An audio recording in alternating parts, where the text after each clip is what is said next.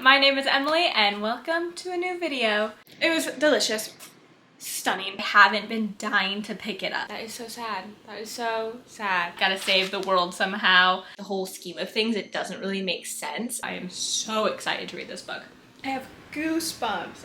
I just finished 3 almost 500 plus page books. One was sci-fi, another was historical fiction, and they've just been quite heavy and I need something light and fluffy. And what is more fluffy and lovable and light than young adult fantasy? So that is what we are going to be reading this week. There are 3 young adult fantasy series that really blew up at the end of 2023, and I have been feeling very left out since I haven't read any of them, and I really need to get on that. So the first of these is Divine Rivals. Now this is a Kindle Unlimited series, so I have it on my Kindle right here. Now Divine Rivals is the first book, and it is about 2 journalists who are somehow able to magically communicate back and forth with one another. He knows who she is, but she doesn't know who he is. And they're enemies at their newspaper that's reporting, or I guess not very much reporting, on the war with gods that's going on. Many of the humans are out fighting for these gods, and where the journalists are, it currently hasn't been invaded by the war. The 2 of them are competing for a permanent columnist position. So they're kind of enemies, but they're chatting and getting to know each other. Well, he knows that they're getting to know each other, but she does not, and it just kind of goes on from there. So that is the first book. The second young adult fantasy series that was blowing up at the end of last year is One Dark Window. I just purchased this copy. It was a staff pick at my local bookstore. So I'm really excited because they tend to have good taste in books, so excited that that was there. Now, this book, I'm not entirely sure what it's about. She's befriending a monster in the form of mist, I believe, and she goes on some adventures, I'm sure, with that. Gotta save the world somehow. Beautiful cover, and I love the gold edging. Don't totally know what that's about, so when I start it, oh wow, it's like really large text. We love to see it. I'm excited to get into this one and see what all the hype is about, if I agree with all that hype. And the last book, the last series, I don't have a copy of it yet, is Powerless. Now, this, I believe, something is up where everyone has a power, and if you don't have a power, you have to get executed somehow, and she falls in love with the prince, or the prince falls in love with her, who is in charge of executing her. This is just kind of what I've heard from bits and pieces. Usually when I see people talking about this book, I know I want to read it, so I skip through it. So this is from like bits and pieces that I've heard. So it may not be entirely accurate, but oof, does it sound stunning. I believe this is also a debut where the author showed her entire process on TikTok. I haven't watched all that, but excited that this is really part of the bookish community in that way. All right, so you may have noticed that Divine Rivals was really the only book that I was able to give you some kind of in-depth summary on, and that is because I have started it. I'm about 20% of the way through. I started this, I will be honest, a couple weeks ago. I was planning on starting this video earlier, but I had some other things come up. I've gotten about 20% into it, and it's been good, it's been interesting.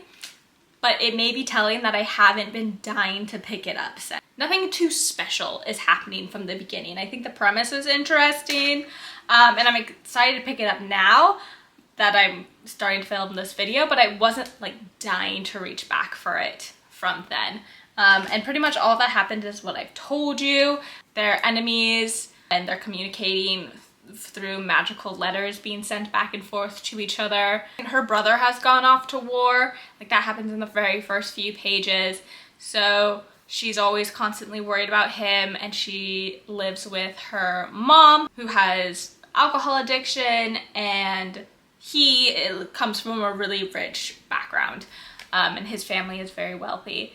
So that just kind of adds to the enemies part, or like the not understanding each other part, because they come from such different backgrounds. But I know a lot of people say that this romance turns into something beautiful and sweeping, so I'm excited to get to that point. So I'm gonna get back to reading Divine Rivals. I'm excited that it's on my Kindle so I can read it while I fall asleep, which is my favorite way to read books, especially lighthearted young adult books. I will get into it and I will update you as I read and if I have any thoughts. All right, I will talk to you soon.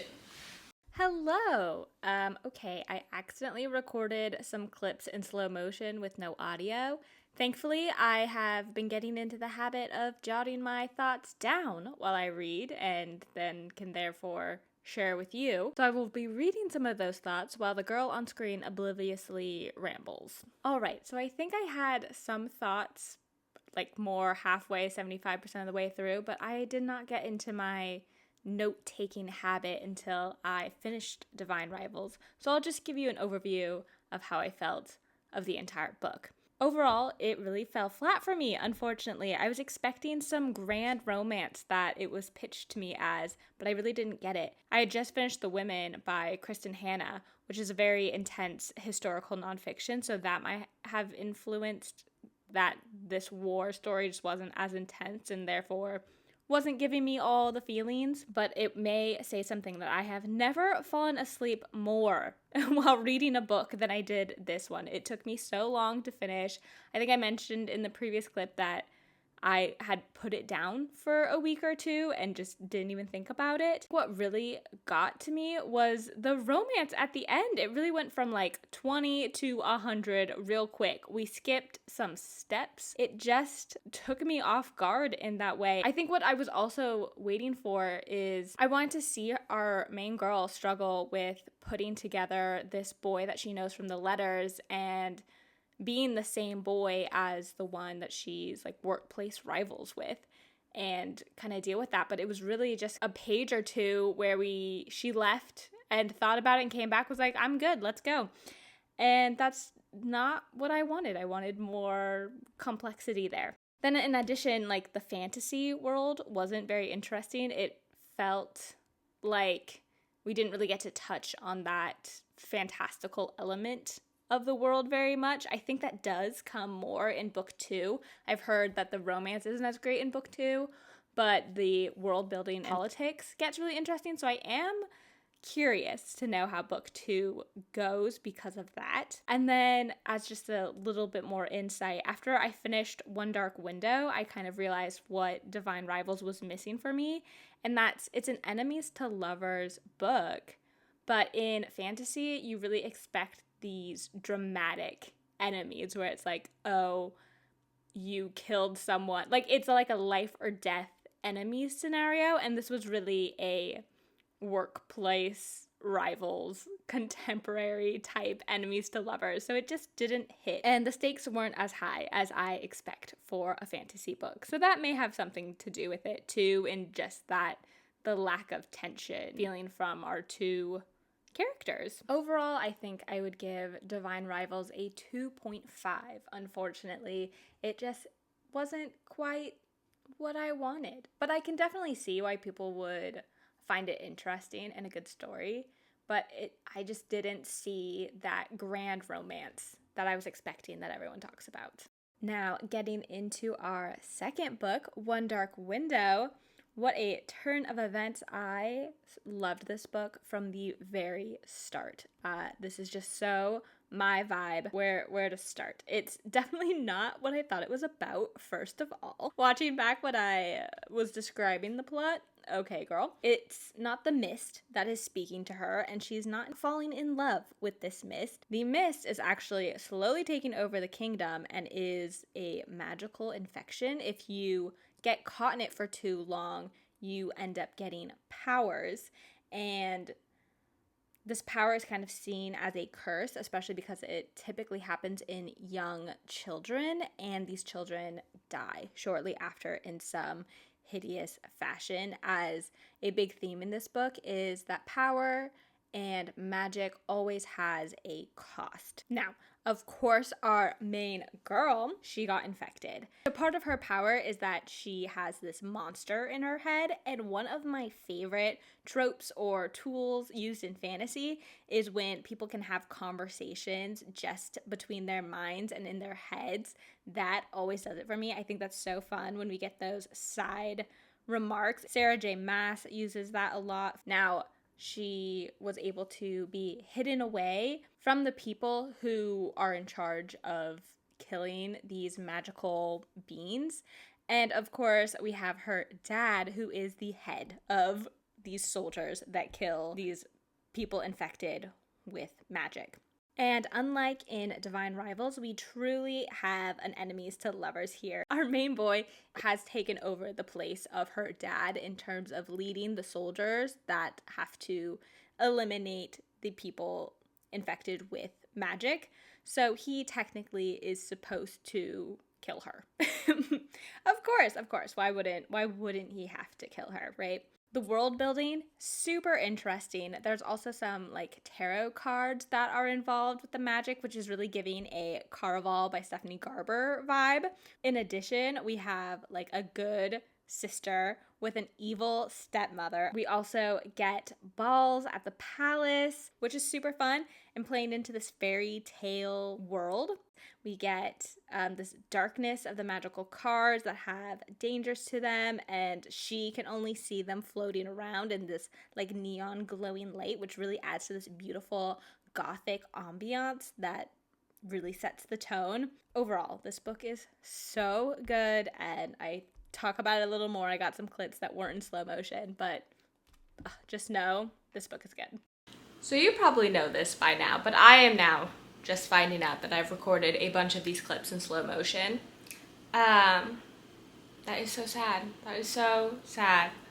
Figure out how I deal with that later, but I'm on page 364, and I read a very touching scene with her and her dad, and I just love the parent relationships that we get sometimes and how they can be really sweet. And then we got shock. We got shock in the next section. What was this last sentence that she is saying to me? I don't know. I need to know. I am worried for what this means. I have less than 30 pages left. I am so excited to finish this up. I got a little past page 300 last night, so I've read maybe a little under 50 pages this morning. Only 30 pages left. I should be able to finish it before I need to start my day. Oh, I'm so excited. I am loving this book so far. I don't know if it's giving a full 5-star read just because there are a couple things where I'm like, okay, that's a little predictable, and how did you not figure that out before I did? Like, come on, girly. I'm thinking like a 4 or 4.5 so far. Like, I am so enjoying this story. I'm enjoying our characters. It's absolutely fantastic. I'm gonna continue reading and hopefully finish this up. I'll let you know my final thoughts.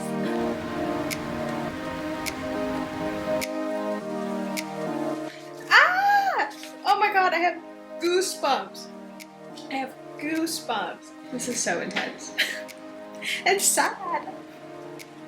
I think I have one chapter left. Yeah, I have one chapter left. Just under 10 pages. Roller coaster.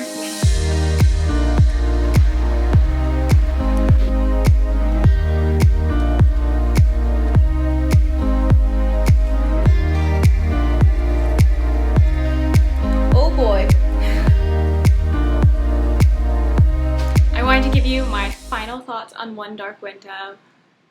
I loved it. I absolutely adored it. The last 30 to 50 pages were such a roller coaster. It was giving me Sarah J. Maas vibes with just the whiplash going back and forth. I am so excited to get my hands on the second book. I feel like it's been a while since I enjoyed a fantasy this much. I just, It was delicious. Stunning.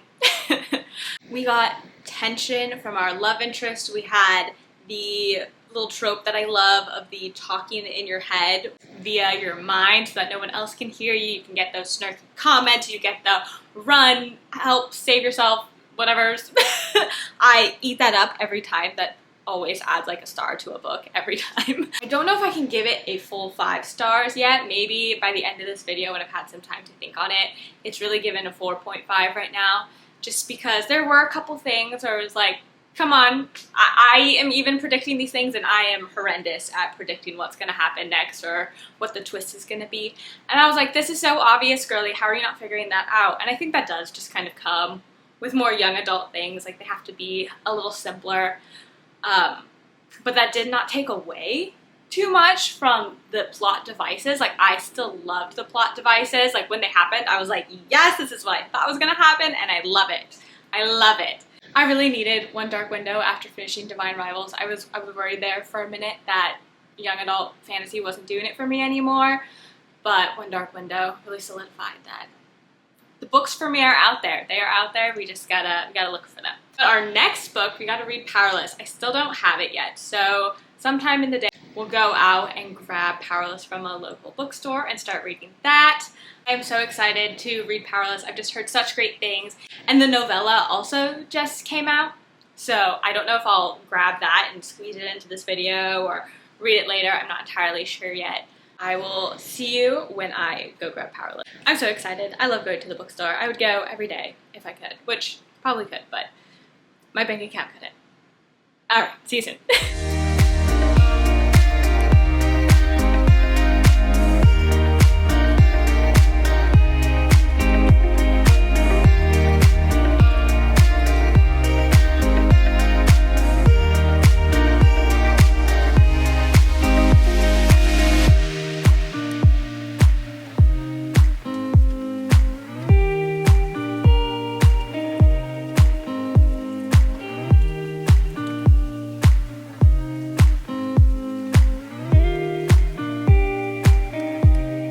To my local bookstore. It's about 1.5 miles away, so it's always a nice little walk. She is much thicker than I thought she was. She's almost 500 pages, so that will keep me busy for a while, but I'm so excited. She is beautiful. Oh, look at the map. I didn't know there was a map. I don't know much about this book other than I think it's another enemies to lovers, which if it goes as well as One Dark Window, we are in for a good time. I think it's kind of the opposite of One Dark Window in that everyone has power, and if you don't have power, powerless, like this one girl, you have to be killed for some reason, and I think he's a hunter. Like you can see the top, it says hunter something. Hopefully it's not a bad thing reading those books back to back. Maybe I need to throw in a little book in between these so that I'm not totally comparing them to one another, because these just sound so similar. I don't want to be like constantly comparing them, and I want to really enjoy this because I am so excited to read this book. After my little walk, I was so thirsty and I was walking by all these boba shops, so I made myself a little boba, but I didn't have milk, so I made the fruit tea one. And it's so sweet. I think I put in like 3 times the amount of water that they say to, and it is so sweet. I'm gonna get some shit done, and I will update you with whatever I decide to read next. Or, well, I'll just update you when I start Powerless. I'm so excited to read. I don't know if I'm gonna have the strength to read something in between. Okay, see you soon.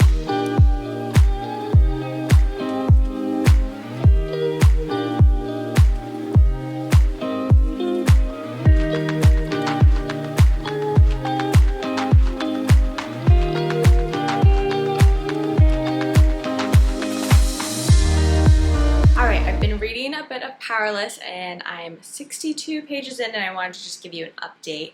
First of all, now that I actually know what the plot is about, basically this is a world in which there was a plague, and that led to everyone who survived that plague developed special powers, because like that you kind of had to in order to survive.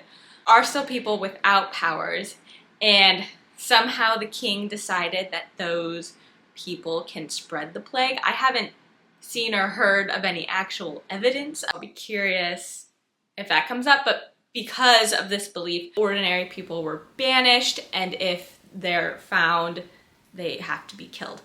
And of course, the girl that we get the point of view from, her name's Peyton, she doesn't have any powers, but her dad was a healer and taught her how to like pretend to be a psychic. Like Sherlock Holmes, some facts based on like what's on their shoes or like how they're holding themselves. Pretend that she's psychic. So she's been able to get away with it. It's dual point of view, so we get also a boy's perspective, and he is the king's son, his second son, and therefore he's not in line to be king next, but he is the enforcer, who is basically the commander in charge of all the soldiers who of course kill the powerless people, the ordinary people. And my first impressions of him are not good. Like, I don't like him. I don't wish him well because he's very much like just follows whatever his dad says, doesn't really use his own brain, and just kind of mindlessly, yeah, does whatever the king wants and doesn't put his own morals into it, even though he's like, oh, what I'm doing is wrong, like I'm a monster. He like doesn't do anything to change that, and he like kind of tries to help, but it's not really helpful, and it's just kind of like, bro. I don't know, like I think it leaves a lot of room for maybe some character development. Hopefully we get some of that. I think it was trying to give morally gray, but to me it's not giving morally gray. It's just kind of giving, you're a bad person, you're too much of a pussy to stand up to your dad or to like make any changes, because the king's only been in power for like 6 years. Like they've only, like this isn't something that's super ingrained in society. So I'm just kind of confused on how, I mean, unless maybe eventually we'll get some evidence on, no, this is like the ordinaries are actually a danger and a threat to society. Then I'll be like, okay, maybe, but there's probably a better way to deal with it, but we'll see. And then on top of all of that, there are trials. I think they're annual, but they're basically to, I don't know, it's kind of silly, but to bring honor to the country and their family and like represent the plague.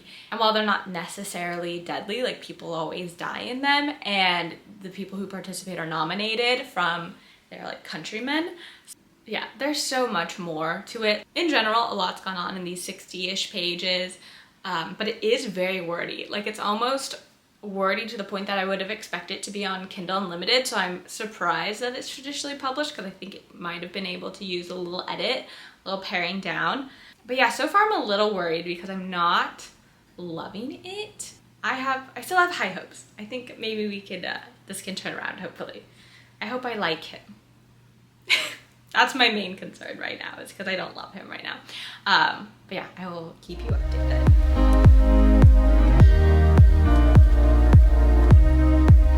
Hello, it's been a couple of days, but I'm about halfway through Powerless on page 276, so just a little over halfway. But I had some thoughts. Overall, I'm liking it. I'm not loving it. It's not living up to how much hype I've heard about it. I was literally just watching a Rachel Catherine video, and she was talking about how this is the book that got a bunch of her friends into fantasy, and it's amazing, 5-star. Because I can see how people would like it. It's an interesting story. It's not giving what I wanted it to give. We finally got to the trial starting. The trial started, but before that, we kind of had like almost a love triangle with Kai, who's the boy we get his point of view, and then his brother, who is the next in line to be king. He's into Peyton, and Kai's also into Peyton, and so like it was a weird love triangle thing. I get like some giddy feelings, which is really fun, but I'm not feeling like tension. We're supposed to get Kai as this morally gray person. He's just trying to figure himself out, which is charming in its own way. I think it'll be really good once he finds out that she's an ordinary. I think that's going to really flip a switch for him, and he's going to have a lot of growth. But right now he doesn't really know who he is or what he stands for. A little repetitive in descriptions and like constantly being like, oh, I shouldn't be falling for them. I shouldn't be thinking about this person all the time. And her ocean eyes. The other super repetitive thing that is really annoying is she can't help herself. She just says what's on her mind, and the amount of times it just falls out of her mouth is like, girl, I thought that you were a thief. I thought you were like undercover girly, and you can't keep your mouth shut for 2 seconds. Like, not the best way to always move the plot forward. Like, I think that's okay to do once, maybe twice in a whole book, but to have it happen like 3 or 4 times in 3 or 4 chapters was just a little much. Again, like, I'm liking it. I'm not loving it. It's not tension, it's like giddy, which I think is fun, but I definitely like more tension with giddy. I think maybe like the tension kind of falls apart a bit because we get Kai's point of view, and so that kind of takes away from the will they won't they a bit. I think it would have been really interesting if either we only got Peyton's point of view, or we got Kai's and his brother Kit's point of view for like that love triangle piece. I think that could have made it really interesting, because Like, even not getting his point of view, I kind of liked Kit a little bit more for a bit there. I can't put my finger on it. Maybe it's just like it feels very YA, and it just feels very like surface level at some times, and they kind of only have the same few thoughts over and over again, and it's like, okay, is that just me? I don't know. So I'm not mad at it, I'm just frustrated with it sometimes, but I am enjoying like the story. It's just not something that I'm thinking about when I put it down, if that makes sense. Yeah, so not sure what else to say at this point, but stay tuned.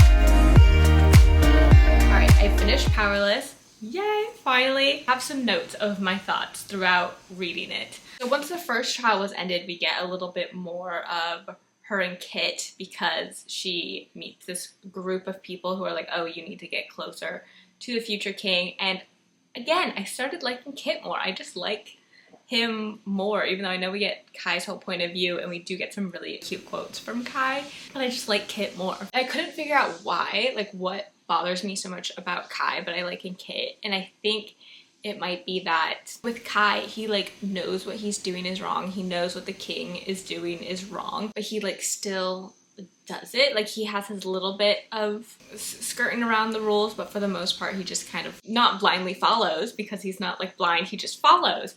While Kit, on the other hand, he is totally brainwashed by the king and thinks what he's doing is right. I like can kind of understand like, okay, Kit, you're just brainwashed, you just need to like wake up and it'll be fine. But Kai, like, he knows what he's doing is wrong, and yeah, he's like, dang it, I'm a monster, I suck. And it's just like, bro.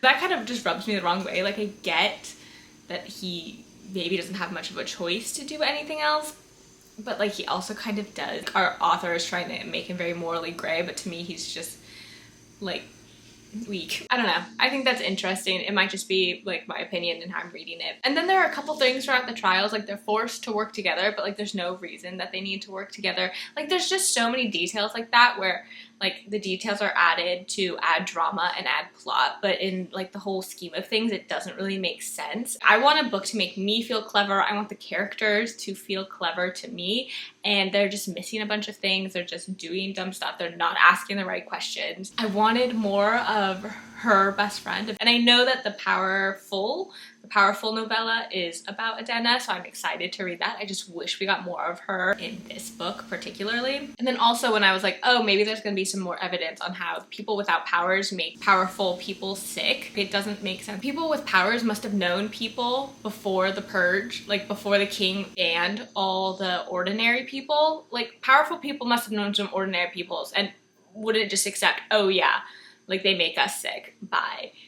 I don't know, like there just seems to be a disconnect there, that all these people just blindly believe what the king is saying, even though there's no evidence. And I feel like I say all this, I'm shitting on the book so much, but I did really enjoy it. There were some really great parts, and the romance was pretty swoony. Chapter 49 is the reason I read YA romance. It was so cute and precious and wholesome and everything that I want out of a YA romance. I just think it also came with all the downsides of a YA romance, with plot holes and like characters who aren't thinking things through all the way, and just that lack of feeling clever and that lack of complexity that comes with maybe some more adult books. So overall, I think I would give this a 3.5, which is really funny because then we have a 2.5, a 3.5, and a 4.5. So really stretch the range in this video, in this experiment of reading all the popular YA fantasy series. And I think that really just goes to show that everyone's book tastes are different. Everyone's going to feel differently about books, and that's why you have to find what you like and not just put off a whole genre just because you don't like one book. There could be others out there that just need to tailor to your taste. I think it was great that I finally got to be in on all the hype that everyone was talking about and read these books that were so popular at the end of last year.